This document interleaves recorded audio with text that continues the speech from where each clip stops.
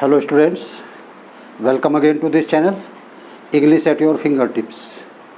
Students, आज हम जो हमारी टाइम एंड टेंस की सीरीज़ है उसका पार्ट 11 एक्सप्लेन करेंगे। इससे पहले 10 पार्ट्स इसके हो चुके हैं। 11 पार्ट में आज हम फ्यूचर परफेक्ट टेंस को एक्सप्लेन करेंगे। जैसा कि नाम से ही पता चल रहा है, फ्यूचर में परफेक्ट का मतलब पूरा या समाप्त होना। तो यानी वो टेंस जिसमें फ्यूचर में कार्य के पूरा या समाप्त होने की संभावना दी होती है उसको हम फ्यूचर परफेक्ट टेंस कहते हैं। पहचान की जहाँ तक बात है, पहचान क्या है? जिन सेंटेंसेस के अंत में चुका होगा, चुकी होगी, चुके होंगे, चुका होगा, चुकी होंगी, लिया होगा, दिया होगा, खाया होगा, पिया होगा, किया होगा आदि शब्द आते हैं। देखिए, इसको हम इस तरह से भी ले सकते हैं, चुकी होगी, इसे हम चुकेगी भी कह सकते हैं, चुके होंगे, चुकेंगे भी कह सकते हैं, चुका हूँगा, चुकूँगा भी हो सकता है, चुकी होंगी, चुकूँगी हो सकती है। मेन चीज़ क्या है? फ्यूचर टेंस में कार्य के पूरा या समाप्त होने की संभावना दी होती है। चूँकि स्टूडेंट्स, फ्यूचर टेंस में कार्य होता नहीं है, कार्य के होने की, चूँकि फ्यूचर क्या है? फ्यूचर तो आने वाला टाइम है, अभी आया ही नहीं है। जब टाइम ही नहीं आया तो कार्य कैसे पूरा हो जाएगा?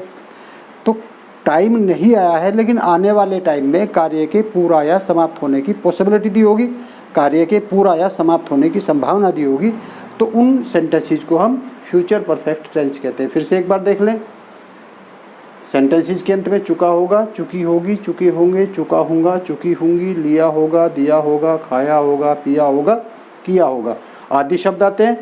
कार्य के फ्यूचर में पूरा या समाप्त होने की पॉसिबिलिटी दी होती है। अब स्टूडेंट्स देखते हैं वन बाय वन किस तरह से ट्रांसलेट करेंगे इनको, क्या रूल्स हैं, और साथ ही साथ अफर्मेटिव देखते हैं सबसे पहले।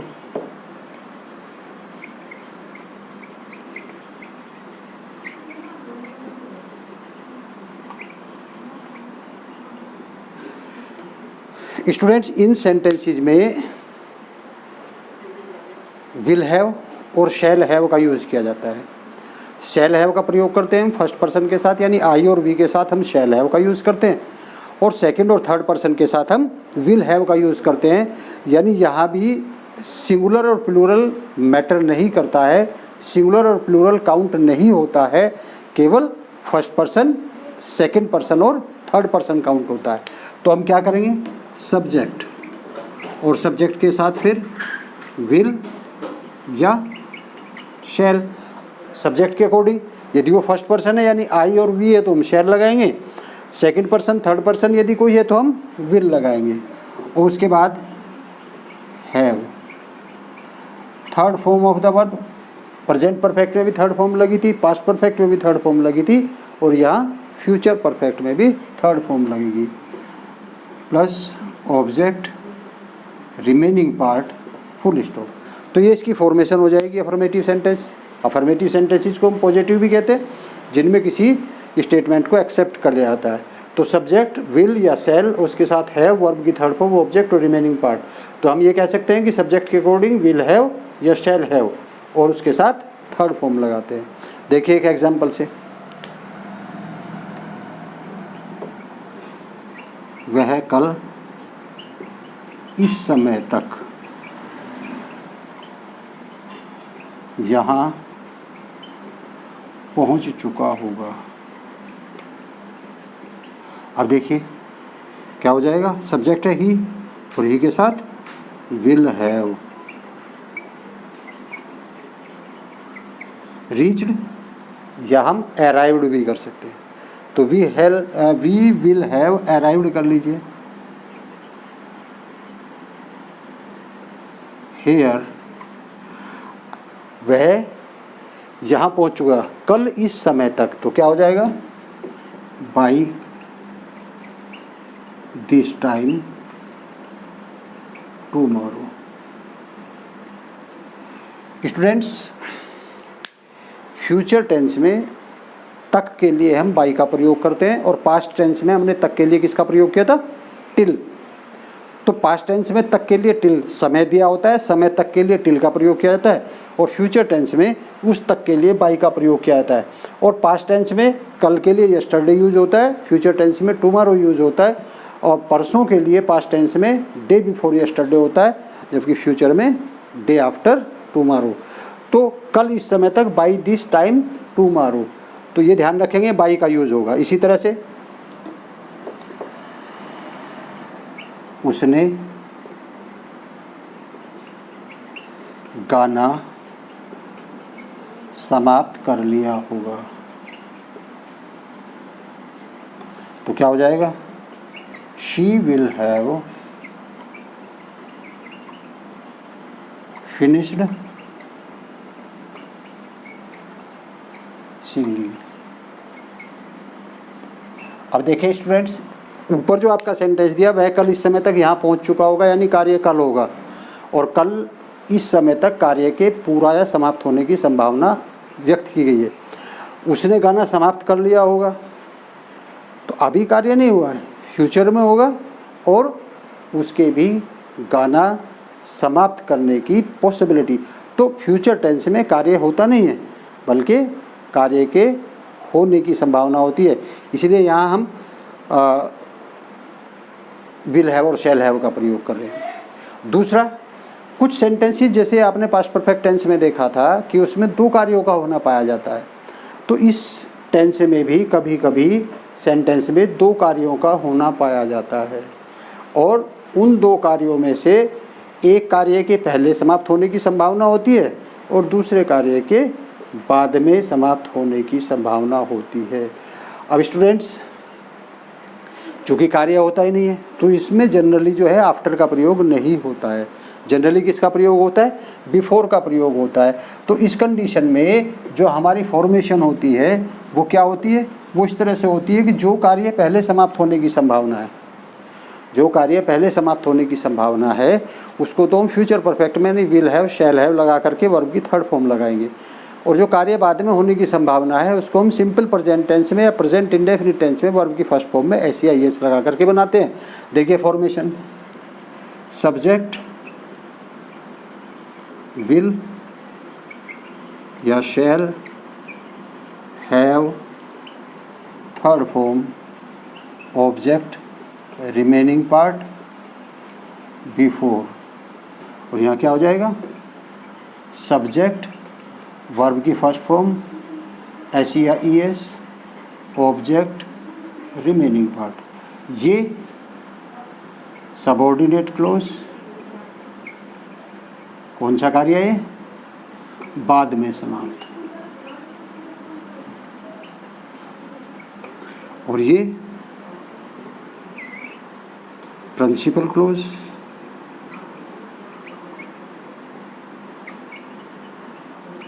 और कौन सा कार्य है? पहले समाप्त होने वाला। तो इस तरह से सेंटेंस में यदि दो कार्यों का होना पाया जाता है, दो सेंटेंस दिए होते हैं यानी कॉम्प्लेक्स सेंटेंस होते हैं, तो उसमें हम क्या करेंगे? जो कार्य पहले समाप्त होने की संभावना है उसे हम फ्यूचर परफेक्ट में बनाते हैं, जो कार्य बाद में होने की संभावना है उसे हम सिंपल प्रेजेंट यानी प्रेजेंट इंडेफिनिट टेंस में बनाते हैं। देखिए एक सेंटेंस से, एक एग्जांपल से,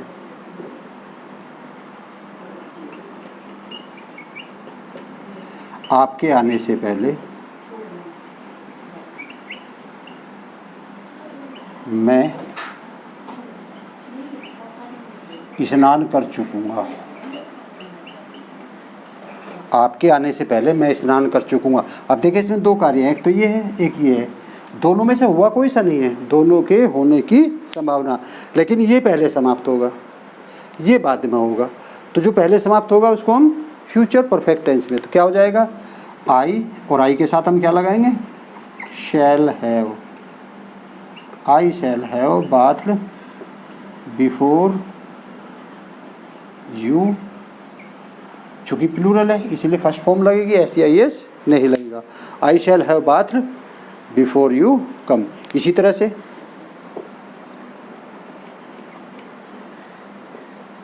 सीता के जाने से पहले माँ खाना खा चुकेगी या खा चुकी होगी। तो क्या हो जाएगा, या माँ ने खाना खा लिया होगा, तो क्या हो जाएगा, mother will have eaten the food before Sita. अब वर्ब क्या है, जाना, सीता एक वचन है, क्या हो जाएगा, goes. Mother will have eaten the food before Sita goes. तो स्टूडेंट्स यदि दो कार्यों का होना पाया जाता है तो उसमें हम क्या करते हैं, जो पहले समाप्त होने वाले की जिसमें पॉसिबिलिटी दी होती है उसे हम फ्यूचर परफेक्ट में बनाते हैं, उसको लिखते भी पहले हैं, और जो बाद में समाप्त होने की पॉसिबिलिटी होती है उसको सिंपल प्रेजेंट टेंस में बनाते हैं, उसको बाद में लिखते हैं। तो इस तरह से स्टूडेंट्स ये रहा आपका अफर्मेटिव सेंटेंस। और अफर्मेटिव सेंटेंसेस में दो कार्यों का होना भी पाया जाता है और एक कार्य का होना भी पाया जाता है, इस तरह से। अब देखें आपका, देखते हैं स्टूडेंट नेगेटिव सेंटेंसेस। तो नेगेटिव सेंटेंसेस में क्या होगा,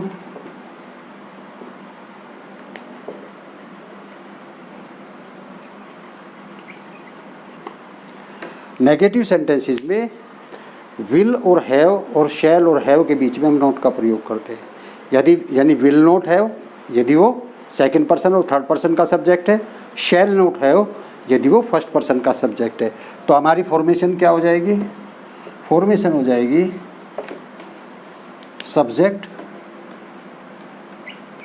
उसके बाद विल या शैल, और फिर क्या होगा यहाँ, नोट या नेवर, फिर हैव, वर्ब की third form, object, remaining part. यदि एक ही कार्य है तो सेंटेंस यही समाप्त हो जाएगा, और यदि दो कार्य दिए हैं तो फिर बिफोर और सब्जेक्ट, वर्ब की first form, SEIS, object, remaining part.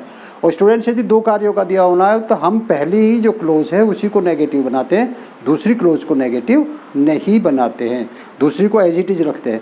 तो इस तरीके से यदि आपका एक कार्य वाला है तो देखें एक एग्जाम्पल, उसने अपना मकान अगले वर्ष तक नहीं बेच दिया होगा। तो क्या हो जाएगा, he will not have sold his house by the next year. इसी तरह से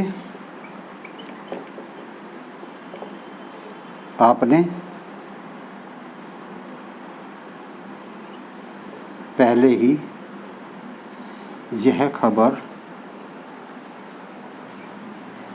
नहीं सुन ली होगी। तो क्या हो जाएगा, you will not have heard this news already। इस तरह से हम बनाएंगे, यानी विल नॉट हैव और शैल नॉट हैव, जिस तरह का भी हमारा वर्ब दी होगी, सब्जेक्ट दिया होगा, उसी के अकॉर्डिंग हम वर्ब लगाते हैं। तो ये आपका स्टूडेंट ही रहा। यदि सेंटेंस में दो कार्यों का होना पाया जाएगा, एक एग्जाम्पल उसका भी देखते हैं। यदि सेंटेंस में दो कार्यों का होना दिया है तो फिर किस तरह से बनेगा हमारा सेंटेंस, फिर बन जाएगा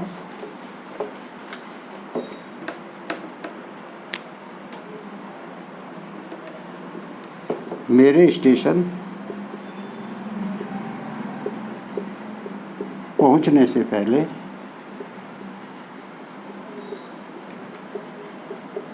रेलगाड़ी नहीं आ चुकेगी। अब इसमें दो कार्य हैं, एक तो रेलगाड़ी का आना, एक मेरा स्टेशन पहुंचना, पहले इसकी संभावना है। तो क्या हो जाएगा, the train will not have arrived before I reach the station. I के साथ वर्ब की फर्स्ट फॉर्म लगेगी, उसमें SEIS नहीं लगेगा। तो जो बाद में समाप्त होने की संभावना वो सिंपल प्रेजेंट टेंस में, और जो पहले समाप्त होने की संभावना वो फ्यूचर परफेक्ट में। स्टूडेंट्स कभी कभी सेंटेंस में पहले कभी नहीं भी दिया होता है, तो उस तरह के सेंटेंस भी हमारे इसी तरह से बन जाएंगे। जैसे ये है, आपने पहले कभी ऐसी शानदार पार्टी नहीं की होगी। तो क्या हो जाएगा, you will never have such A grand party before. तो इस तरीके से नेवर यहाँ, बिफोर यहाँ, हम नेवर बिफोर साथ भी रख सकते हैं। You will never before have such A grand party, या हम कर सकते हैं you will never have before such A grand party. ज़्यादा अच्छा ये लगता है, you will never have such A grand party before. तो इस तरह से ये आपका नेगेटिव सेंटेंस है। और आप देखते हैं इंटेरोगेटिव सेंटेंसेस जिनसे क्वेश्चन पूछा जाता है, उन्हें इंटेरोगेटिव सेंटेंस कहते हैं। दो तरह के होते हैं, एक जिनमें क्वेश्चन वर्ड का यूज़ होता है, और दूसरा जिसमें किसी क्वेश्चन वर्ड का यूज़ नहीं होता है। जिसमें क्वेश्चन वर्ड का यूज़ होता है उनको हम वाई टाइप क्वेश्चन कहते हैं। तो वाई टाइप क्वेश्चन में पहले ही स्टार्टिंग में ही क्या आ जाएगा, इंटेरोगेटिव वर्ड। सबसे पहले वह वर्ड जिससे वो इंटेरोगेटिव बनता है। उसके बाद विल या सेल, उसके बाद सब्जेक्ट। यदि सेंटेंस नेगेटिव है तो नोट और नेवर, उसके बाद हैव। अब यहाँ स्टूडेंट्स देखें, विल हैव शैल हैव के बीच में सब्जेक्ट भी आ जाएगा, और यदि सेंटेंस नेगेटिव भी है तो नोट या नेवर भी विल हैव और शैल हैव के बीच में आ जाएगा। यानी विल फिर सब्जेक्ट, फिर नोट या नेवर, फिर हैव, शैल फिर सब्जेक्ट, जरूरी हो नोट या नेवर, उसके बाद हैव। देखिए एक एग्जांपल। अच्छा, इसमें भी वही रहेगा, यदि दो कार्यों का होना पाया जाता है तो हम पहली क्लोज को बनाएंगे, यानी फ्यूचर परफेक्ट वाली क्लोज को ही हम पहले लिखते हैं, उसी को हम इंटेरोगेटिव बनाएंगे, बाद वाली क्लोज को हम अनटच छोड़ देते हैं। देखिए इस एग्जांपल को, डॉक्टर के आने से पहले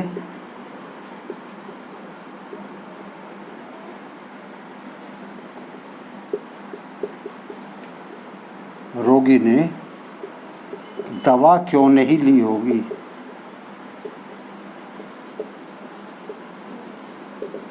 तो क्या हो जाएगा, इंटेरोगेटिव। बाद में मार्क ऑफ इंटेरोगेशन लगता है। Why will the patient not have taken medicines before the doctor comes। देखिए अब की बार सिंगुलर है डॉक्टर, तो हमने क्या लगाया, comes. Why will, sorry mark of interrogation लगेगा। Why will the patient not have. अब ध्यान दीजिए, विल और हैव के बीच में पेशेंट और नोट। और कई बार क्या होता है स्टूडेंट्स, जब हम विल और शैल के बाद में सब्जेक्ट लगाते हैं, उसके बाद नोट लगाते हैं, तो बाद में कई बार हम हैव लगाना भूल जाते हैं। तो ध्यान रखेंगे, हैव को नहीं छोड़ेंगे हम। तो why will the patient not have taken medicine before the doctor comes. इसी तरह से यदि एक कार्य वाला सेंटेंस हो, हम अपना कार्य कैसे समाप्त नहीं कर चुके होंगे।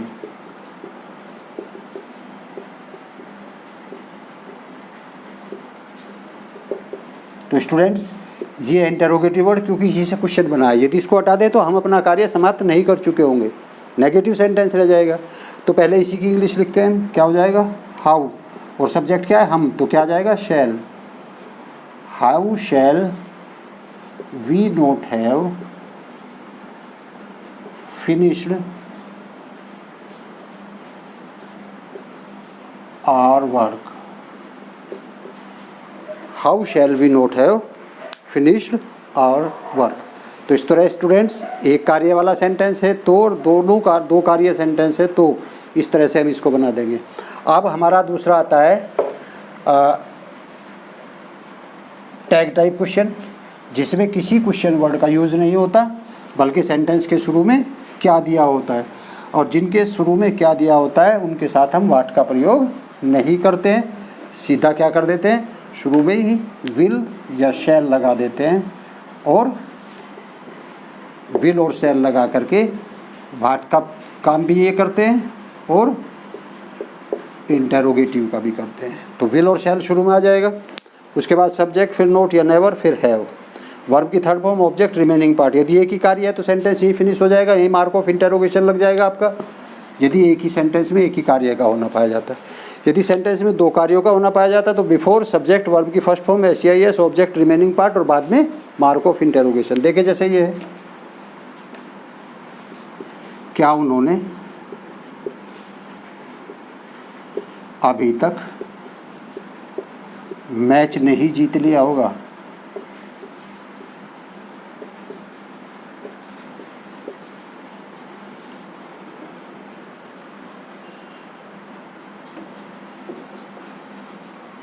तो क्या हो जाएगा, will they note have won the match by now। इस तरह से, ऐसे ही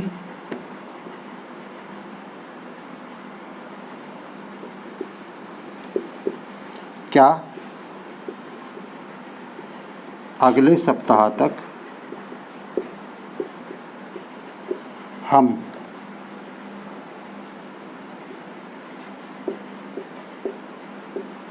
अपना लक्ष्य प्राप्त कर चुके होंगे। तो क्या हो जाएगा, shall we have achieved our target by, अगले सप्ताह, बाय द नेक्स्ट वीक। यदि दो कार्यों का होना पाया जाए, क्या अध्यापक के आने से पहले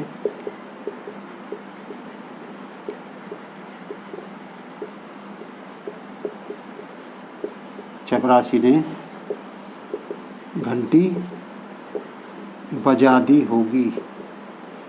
तो क्या हो जाएगा,